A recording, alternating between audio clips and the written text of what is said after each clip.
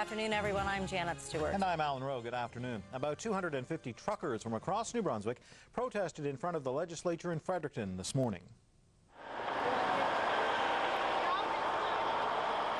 The truckers are upset over wages paid for work done on the Fredericton to Moncton Highway project.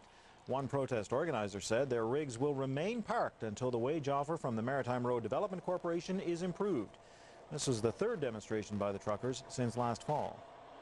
Smelly washrooms and a buildup of dust has prompted some families to pull their asthmatic children out of Halifax area schools as a 2-week-old janitor's strike continues. School board officials say the schools are being kept reasonably clean, using casual staff, managers and replacement workers to handle the janitorial work. The board says dust complaints have been assessed and deemed not to be a major problem. A lot of people in Sussex, New Brunswick are furious the province is eliminating their school district. Next year, Sussex schools will be managed from St. John and Moncton.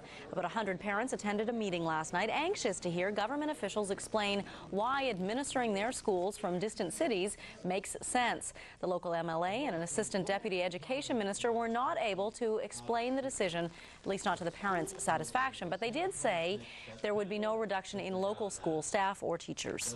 A popular seaside park in Halifax has been reopened to the public. Point Pleasant Park was closed for safety reasons after last weekend's wind and ice storm. Work crews have spent the week clearing walkways of branches and uprooted trees. The storm also brought down some electrical wires in the park, but officials say the park is once again ready for visitors. And now with a quick look at the weather forecast, here's meteorologist Cindy Day.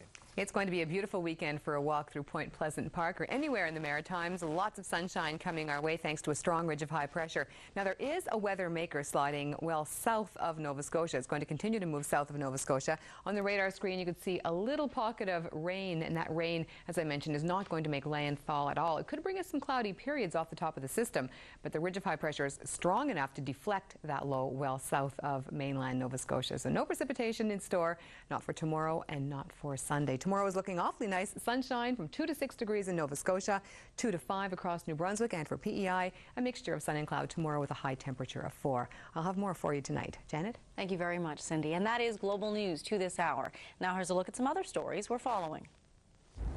I'm Kevin Babin in St. John. Will the color of car you drive increase your chances of having an accident? A 31-year veteran of the New York City Fire Department says the lives of firefighters are at greater risk because of the way some buildings are constructed. Details tonight.